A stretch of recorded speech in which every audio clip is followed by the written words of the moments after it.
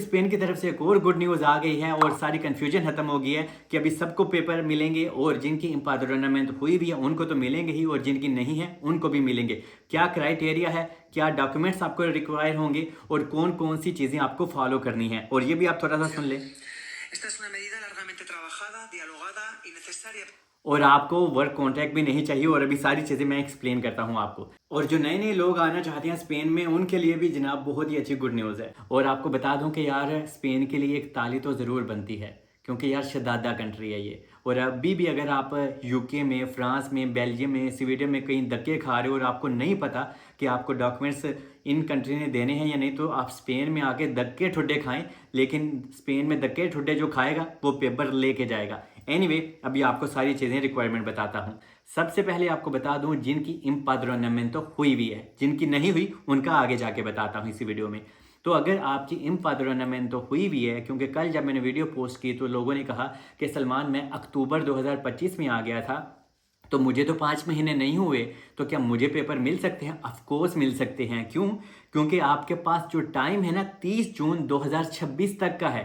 तो of course आपके 5 से 6 महीने से भी ज़्यादा आपका टाइम पीरियड हो जाएगा, क्योंकि आप लोगों की जो फाइल सबमिट होगी वो 30 जून से पहले पहले होगी। तो अभी भी आपके पास ठीक ठाक 5-6 महीने हैं, तो आपका ये टाइम पीरियड तो ऐसे कंप्लीट हो जाएगा। इवन अगर आप नवंबर में भी आए हो, दिसंबर में भी आए हो, तो भी आप अपनी इम्पाद्रोनामेंट तो अगर आपकी हुई हुई थी तो आप पेपर अप्लाई कर पाएंगे। और सबसे अच्छी बात क्या है कि यार अभी आपको कोई भी वर्क कॉन्ट्रैक्ट नहीं चाहिए। हूँ इतने हाजियां का की बनेगा तो जेरे पंडित नहीं होना था कि बनेगा, क्योंकि यहाँ पे जो हाजी लोग हैं ना, कॉन्ट्रैक्ट के नाम पे आप लोगों से 8-8 हज़ार यूरो, 10-10 हज़ार यूरो वो लेते थे और उन्हीं पैसों से वो हज करते जाते थे। और ना पता नहीं कि बनेगा। एनीवे लेकिन ये बहुत अच्छा इकदाम कर दिया स्पेन ने। मैंने आपको 3 महीने पहले भी वीडियो बना के बताया था कि स्पेन अभी ऐसा इकदाम करने जा रहा है। आप चाहें तो वो वीडियो देख भी सकते हैं कि यार स्पेन जितने भी यहाँ पे लोग हैं ऑलमोस्ट 4 से 5 लाख इलीगल बंदा है, तो उन लोगों को काम की परमिशन भी देगा और ऐसे लोगों को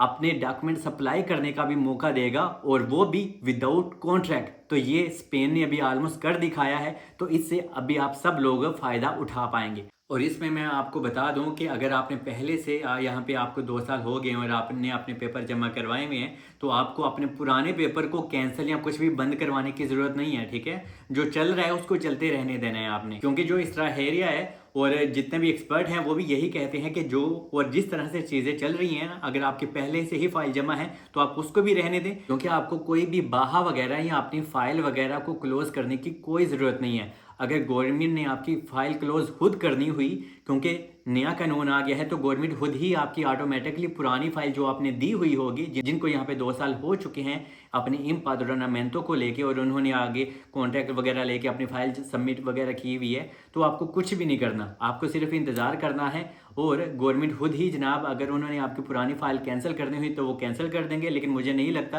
कि वो कैंसिल करें। आपको हो सकता है उसी बेस के ऊपर आपको पेपर्स मिल जाए। और जो नए नए लोग होंगे उनके लिए तो मैं कहता हूँ गुड्डी ही इन्होंने उड़ा दिया, जो कि बहुत अच्छी है। और जो नए नए लोग हैं उनको थोड़ा और ज़्यादा फ़ायदा हो जाएगा कि उनको किसी भी किस्म का अभी कॉन्ट्रैक्ट वगैरह नहीं बाई करना, विदाउट कॉन्ट्रैक्ट ही आप लोगों को पेपर्स मिल जाएंगे। और जब आपको पेपर्स मिलेंगे तो पहला कार्ड आपको 1 साल का दिया जाएगा, उस कार्ड के ऊपर आप काम भी कर पाएंगे और आप अपने ऑफिशियली होम कंट्री भी जा पाएंगे और आप पूरे शेंजन में वीज़ा फ्री ट्रैवल भी कर पाएंगे।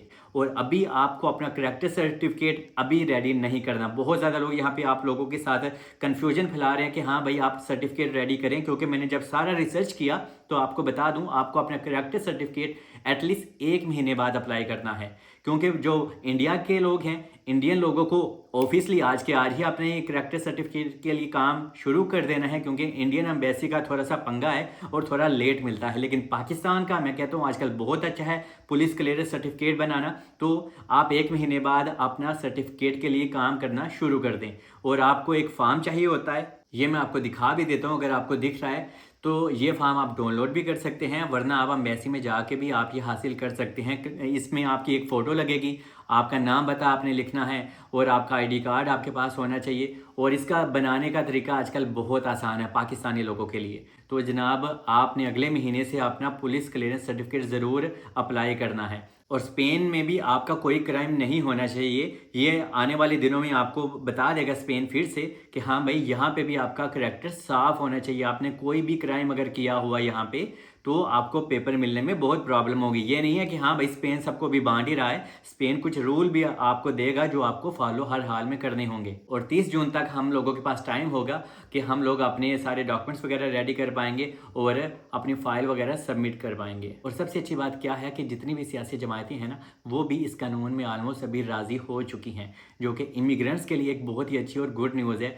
क्योंकि यार इससे हम लोगों का तो फ़ायदा होगा ही, लेकिन गवर्नमेंट का भी, स्पेन का भी बहुत ज़्यादा फ़ायदा होगा। क्योंकि जब गवर्नमेंट हमें काम की परमिशन दे देगी, लोग यहाँ पे काम करेंगे, ऑफिशियली लोग टैक्सेस वगैरह पे करेंगे, तो इससे जनाब बहुत बड़ी तादाद में स्पेन को भी फ़ायदा होगा। और अगर आपकी इम्पाद्रोनामेंट तो हुई भी है और अगर आपके पास कोई लैंग्वेज सर्टिफिकेट है या अगर आपने कोई लैंग्वेज स्कूल ज्वाइन किया हुआ है तो भी ये आपका प्रूफ है जो बहुत काम आता है। ऑब्वियसली आपके पास आपका मेडिकल कार्ड होना चाहिए, आपके पास लाइब्रेरी कार्ड होना चाहिए अगर आप यहाँ पे स्पेन में रहते हैं। ये आपके बहुत ज़्यादा और वैलिड प्रूफ माने जाते हैं। और अभी आ जाता हूँ कि जिनकी इम्पाद्रोनामेंट तो नहीं हुई और वो स्पेन में तकरीबन अगस्त, सितंबर, अक्टूबर, नवंबर 2025 में आ गए थे, लेकिन किसी भी कारण, चाहे उनके पास पैसे नहीं थे इम्पाद्रोनामेंट करवाने के लिए या किसी भी वजह से आपकी नहीं हुई, तो आपको क्या करना है। समझ लें कि आप 2025 में आ गए थे यहाँ स्पेन में, तो आपकी इम्पाद्रोनामेंट तो नहीं हुई। तो जनाब अगर आपने यहाँ पे अपना कभी मेडिकल करवाया था, चाहे प्राइवेट करवाया था या किसी तरह से भी, और आपके पास वो प्रूफ है, तो ऑफ कोर्स आप अप्लाई कर पाएंगे पेपर। और अगर आपने अपना कोई लाइब्रेरी कार्ड या अगर आपके पास कोई ऐसा प्रूफ है जो गवर्नमेंट के खातों में आता है, जहाँ पे आपकी पुरानी डेट्स लिखी हो और उसके ऊपर आपकी रजिस्ट्रेशन हो या आपका नाम हो, तो जनाब एज अ प्रूफ आप इसको इस्तेमाल कर सकते हैं और इसकी बेस पे आप अपने पेपर हासिल कर पाएंगे। और इसमें एक चीज़ मैं गाइड कर दूं, जिनकी इम्पाद्रोनामेंट तो नहीं हुई तो आप एक लेटर भी बना सकते हैं। ये आप खुद भी लिख सकते हैं, किसी भी वकील से भी लिखवा सकते हैं कि हाँ भाई मैं मिसाल के तौर पे 4 महीने से यहाँ पे स्पेन में आ गया हूँ, लेकिन मेरे पास पैसे नहीं थे या किसी भी तरह से मैं अपनी इम्पाद्रोनामेंट तो नहीं करवा पाया क्योंकि मुझे अपॉइंटमेंट्स नहीं मिल रही। मैंने काफ़ी कोशिश की लेकिन मुझे प्रूफ ऑफ एड्रेस नहीं मिल रहा, मुझे काफ़ी प्रॉब्लम हो रही है, लेकिन मैं प्रॉपर तरीके से यहाँ पे रह रहा हूँ। और अगर आप कहीं एग्रीकल्चर में काम कर रहे हैं और आपको कोई पैसे वगैरह थोड़े से देता है तो ये भी एज अ प्रूफ आपके काम आ सकता है। तो ये उन लोगों के लिए भी है कि जिनके पास उनकी इम्पाद्रोनामेंटो का लेटर नहीं है। और अगर आपने यहाँ पे रेड क्रॉस की इम्पाद्रोनामेंटो करवाई हुई है और आपकी इम्पाद्रोनामेंटो को तकरीबन 3 से 4 महीने भी हो गए हैं, तो ऑफ कोर्स आप भी अभी अपने पेपर हासिल कर पाएंगे। और जो लोग अभी स्पेन में नए नए आएंगे उनका क्या, तो जनाब देखें जब आप यहाँ पे रहते हैं ना तो कोई ना कोई चीज़ आ जाती है। अभी ये जो लोग यहाँ पे रह रहे हैं इनको पता था कि हाँ भाई इतनी अच्छी गुड न्यूज़ हमें मिलेगी। जब आप सोच लेते हैं ना कि हाँ भाई हमने अपना कंफर्टेबल जोन इसको छोड़ना है, हमें यूके को छोड़ना है, हमें स्वीडन बेल्जियम को छोड़ के स्पेन में आना है, तो जब आप प्रॉपर तरीके से यहाँ पे आके रहते हैं ना तो ऑफकोर्स आपको स्पेन कहीं ना कहीं अपॉर्चुनिटी जरूर देता है कि आप अपने पेपर हासिल कर पाए। क्योंकि कुछ लोग मुझे ये कहते हैं कि सलमान इम्पाद्रोनामेंटो के बाद हमें स्पेन में ही रहना होता है और हम स्पेन में नहीं रह सकते इतने 1 से 2 साल। तो जनाब स्पेन का लॉ है आपको इम्पाद्रोनामेंटो के बाद एग्जिट नहीं करना, क्योंकि ये सिंपल और सिंपल लॉ है। आप मान जाएं तो अच्छी बात है, क्योंकि जब आप एजेंट लोगों के पास जाते हैं ना वो तो आपको कह देते हैं हाँ भैया आप वापस यूके चले जाओ, ब्ला ब्ला ब्ला, पता नहीं क्या क्या आपको स्टोरी सुनाते हैं, क्योंकि जनाब इसी तरह से वो आपसे बाद में पैसे बनाते हैं। तो यार कोई भी don't do any illegal things. अगर आपको स्पेन में पेपर्स लेने हैं तो आपका यहाँ पे रहना और होना बहुत ज़रूरी है। क्यों?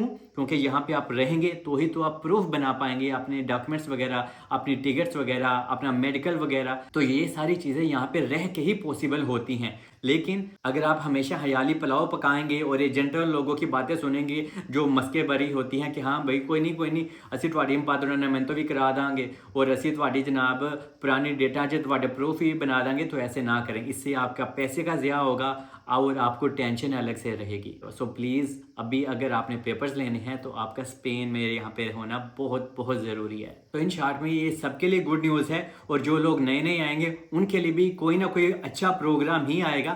और आपको बता दूं इन शॉर्ट में कि अगर आप दिसंबर में भी 2025 में आ गए थे यहाँ स्पेन में और उसके बाद भी आपके 5 महीने ज़रूर हो जाएंगे और आपके 5 महीने ऑलमोस्ट तकरीबन अप्रैल में हो जाएंगे या मई में, तो भी जनाब आप अपनी फ़ाइल दे पाएंगे गवर्नमेंट को और आप अपने पेपर हासिल कर पाएंगे। बाकी आई लव यू ऑल। अगर मैं कुछ मिस कर गया हूँ या स्किप कर गया हूँ या मैं बोल नहीं पाया, आपके माइंड में कोई सवाल है, आप क्वेश्चन कर सकते हैं, कमेंट्स में लिख सकते हैं। मैं कोशिश करूँगा उसी टॉपिक के ऊपर मैं फिर से वीडियो बना दूँ। बाकी I love you all and Spain जिंदाबाद।